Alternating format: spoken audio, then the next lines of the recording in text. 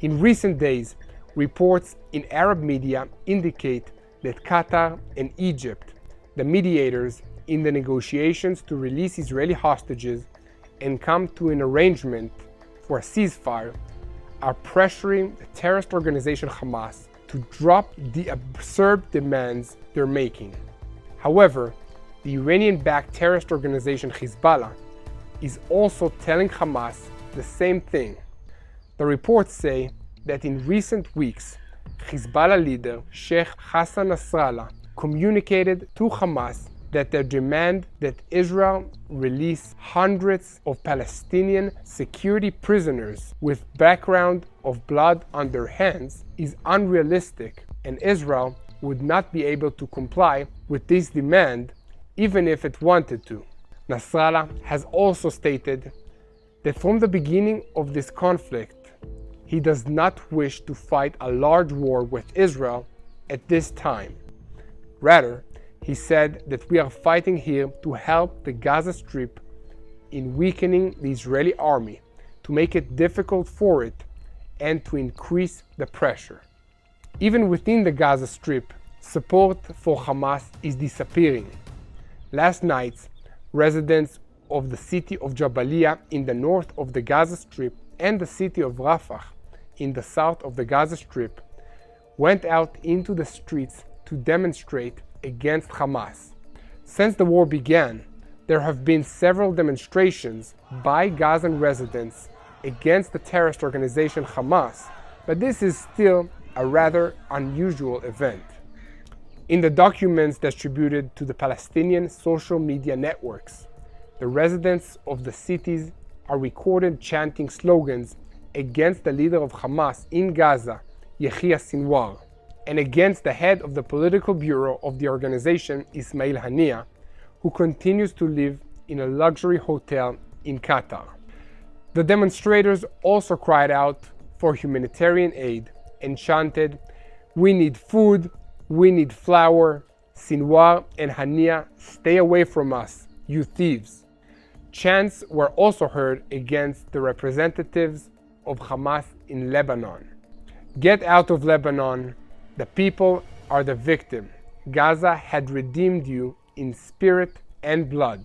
That Hamas was outside of the accepted majority of the Palestinian people, Palestinian Authority, the recognition of Israel, the recognition of negotiated settlement, their refusal to advocate for violence. When we look at all these developments together, it would appear that Hamas is well on the way to complete destruction, but their leaders either don't understand that or they don't care.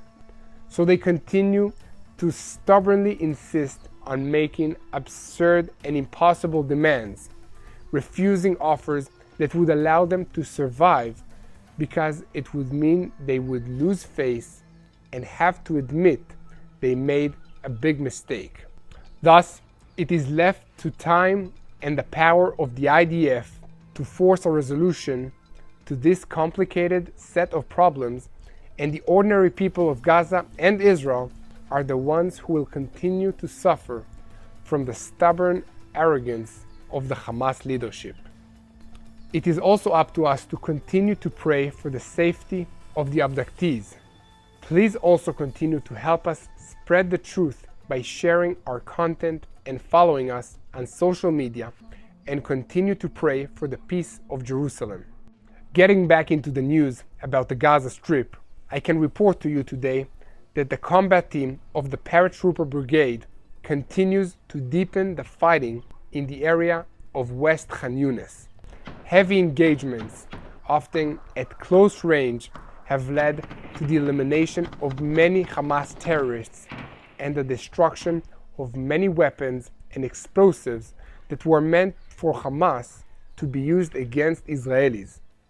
Last night, a sweep was made of a building adjacent to a UN school, which is being used as a humanitarian shelter for the residents of Gaza. The IDF troops found a massive weapons stockpile, ammunition, and explosives in this building, as well as a hallway that connected this building to the United Nations school. The terrorists routinely used this hallway to retrieve weapons that they used to fire on IDF troops. A small storage unit in the yard next to the school was also found, and it was filled with weapons and ammunition.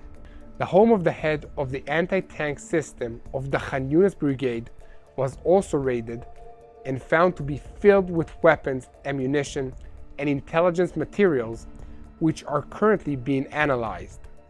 Elsewhere, the combat team of the paratrooper brigade was hard at work evacuating the civilian population from the combat area for the sake of their safety. While this was going on, about 60 terrorists who had been attempting to hide amidst the civilian population so they could escape the area were identified and arrested. They will be interrogated, and the information they give the IDF will be used to identify and eliminate other threats. I must make a brief comment about this, as this ridiculous situation whereby Hamas cynically makes use of UN facilities, which are supposed to be neutral territory, has been allowed to continue for years. The UN pretends to not be aware of it, but this is not credible.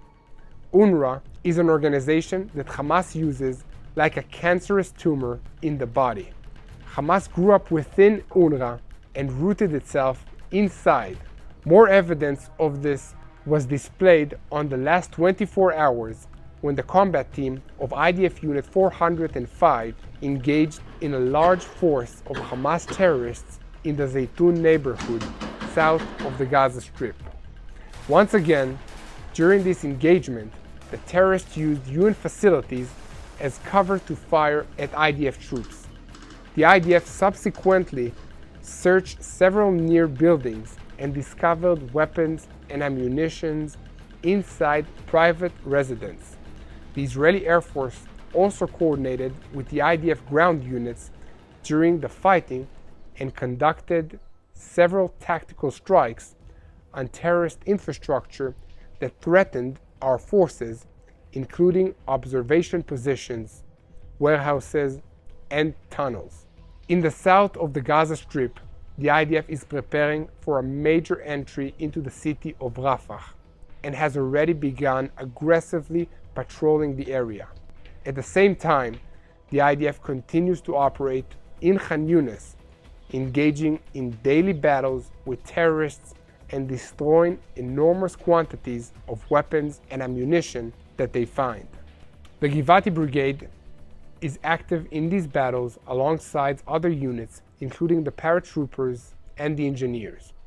I want to conclude by saluting a hero of Israel who fell yesterday defending the state of Israel. His name is Sergeant Avraham Wovgen, 21 years of age, from Netanya. He's a fighter in Battalion 932 of the Nachal Brigade, and he was killed in the battle in the northern part of the Gaza Strip. I would like to ask you to continue spreading the truth with us of what is happening in Israel, in the Gaza Strip, and in the Middle East at large. People should know the truth and should know how to pray for the situation and for the peace of Jerusalem. So thank you for uniting with us in prayer.